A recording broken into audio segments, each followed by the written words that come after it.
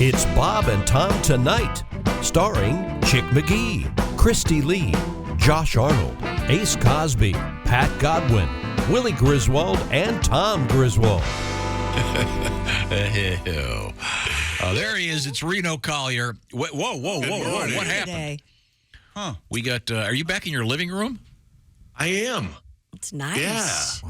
Wow. I'm moving all over the place, man. Just dodging dogs and kids and wherever I can find a free spot that's quiet. It looks like the tree there is over your left shoulder.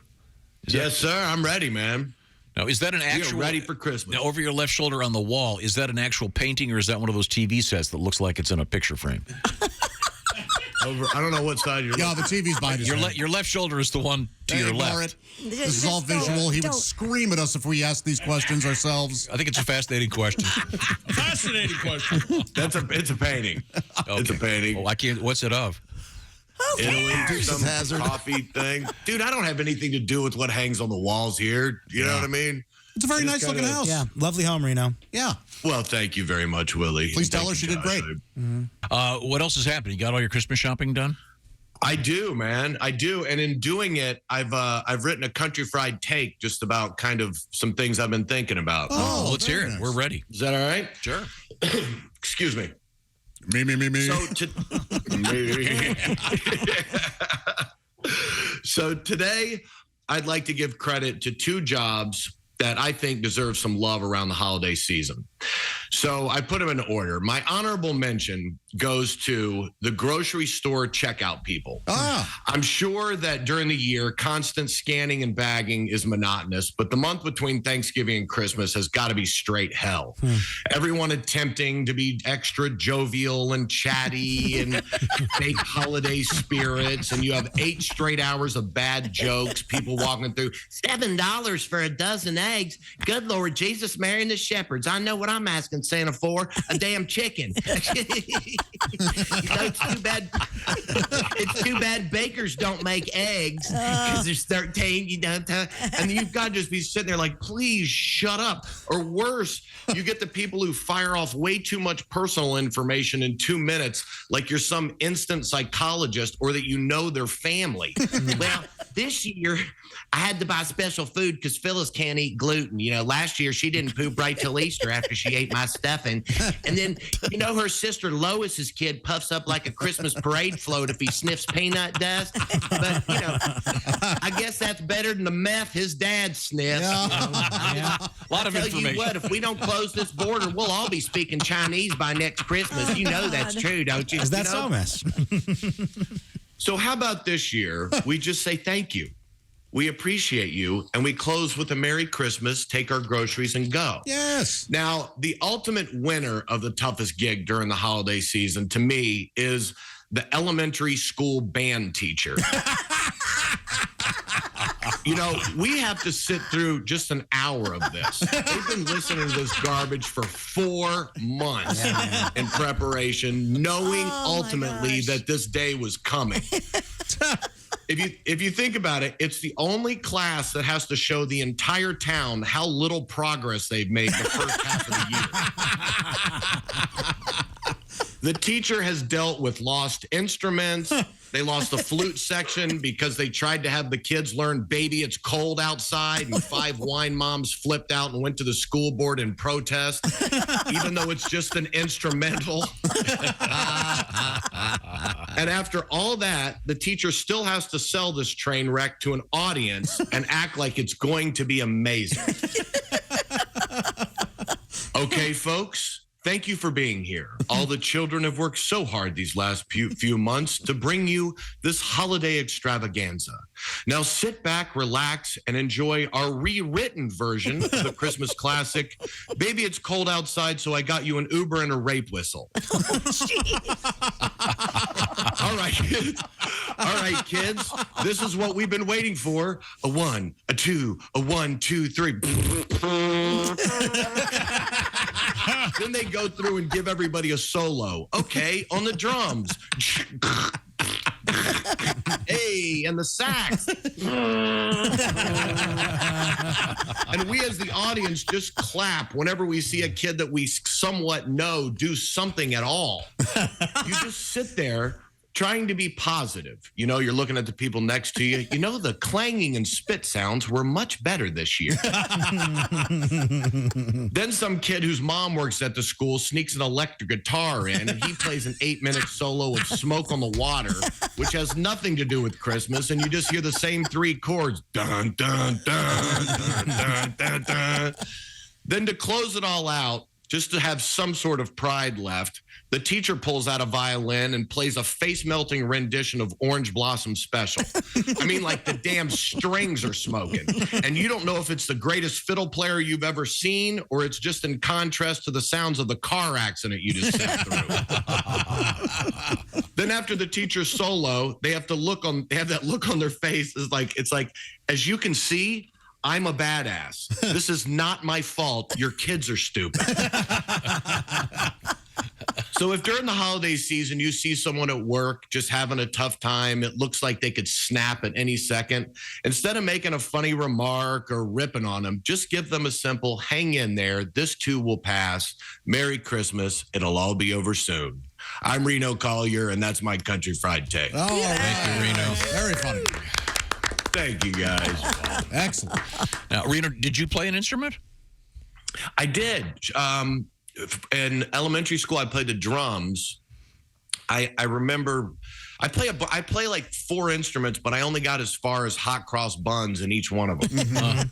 Very much, Reno. I enjoyed your country fried take very much. Yeah. Thank you. Love you guys. Love you Yeah, too. likewise, man. New See you, Year. buddy. Well, your Happy New steaks, Year. your steaks are on the way, my friend.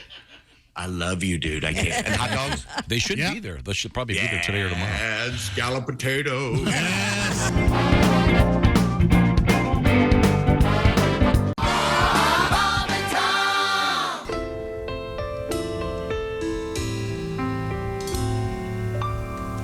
Girl, the food was great. The company, even better. Why sit her all night long, going on about the weather? I know it's our first date, and good girls gotta wait. But I just turned 83, and you said you're 78. Come on, the night is young, we're not. Hop on the paddy wagon. Come on, baby. The moon is full, you know what I'm thinking. Let's make love, we're old and we're shrinking. The hour is late, let's just do it on our first date. Come on, baby. Unhook your girdle and take off that face. Let's crawl into bed, cut to the chase. It'll be just great. Let's do it on our first date. I took Viagra an hour ago. Put your teeth in a jar by the bed. Looky here who's poking out, waking from the dead. I want you right now, so don't give me no lip. It's too late for your hymen, but I might break your head. The hour is late, let's get to it. On our first date. On our first date. The hell with arthritis, arterial thrombosis, acute angina, and your halitosis. It'll be great, let's do it on our first date. Too old to worry about moving so fast. So if you're wearing Depends, I'll just hose off your ass. I may have Alzheimer's and repeat myself. I may have Alzheimer's and repeat myself. Good girl, sway, or broad swing. You can take off your clothes, cause I can't see a thing. The hour is late, let's just on our first date. I may have Alzheimer's and repeat myself. I may have Alzheimer's and repeat myself. I may have Alzheimer's and repeat myself. I may have Alzheimer's and repeat myself on our first date. Oh, yeah. Thank That is beautiful. That is beautiful. That's one of my favorite songs that you do. That's a great arrangement by Steve Ali and the Bob and Tom brass to mouth horns. I love that one change where the saxes go.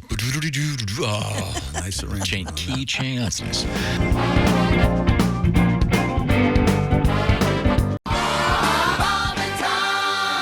Okay. You know who's real and real funny? Greg Warren. Yay!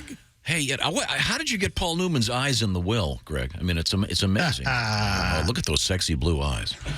They're like electric. Boy. That's why we call him Baby Blue Eyes. He loves it. Greg Warren is a very fine stand-up comedian. Greg Warren just can't take a compliment. We get many of them here, and the general rule is if you get a nice compliment out of Greg Warren, don't read it on the air. Now, Greg, it's always a great pleasure to have you on the program. We have something we call the Warren Report, in which you typically do a so-called deep dive into a topic. What are we talking about today? Tom, I'm glad you asked. We're talking about the history of saunas. Yeah. Saunas. Very cool. Yeah. Real quick, Greg, do you like a sauna? I've been getting back into it quite a bit. Okay, Yeah, You I've like been the taking dry or the steam?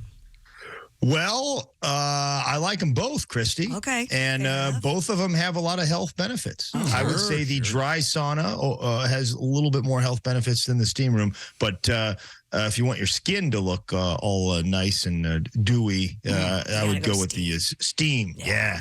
This may. I don't want to give away anything. Spoiler alert here. Are you aware that they no longer allow the sauna world record? I wasn't, Tom. God. Yeah, this is a true story. Because the gosh. last time they went for the sauna world record, one of the participants died. Oh my gosh. Poached, essentially. Yeah. You know, more steam. we're just a big stack of meat, Greg. You realize that, right? Yeah. Okay. Well, I'm sorry. Let's get to the history of the sauna. Let me ask you this: Is Finland in your review of stuff? Yes, That's the number Chick. one. Yeah. Chick, you're right. Finland. That's where it all started, and it's still a big deal there. Oh, big damn deal in Finland. Yeah. Big damn deal. Well, why don't we just get to that part? Okay. You know, chicken in Finland, they have more saunas than they do cars. That's exactly right. Is that crazy? Yes, more saunas than cars. Okay. Which leads me to believe that, there must be a lot of sauna salesmen, and they're probably similar to our car salesmen. What would their pitch be? Well, hey, Johannes, that's the Sweatmaster 5, and I got to tell you, you look at home in there. What do you say we crack that open, sit down, draw up some papers, and you and Hala will be perspiring by 5:30 Friday night, huh? Well, yeah, Johanna, I did say 7,000, but that didn't include the warranty, Johannes. I mean, you don't want to be working up a sweat while you're working up a sweat. You know what I'm saying, Johannes?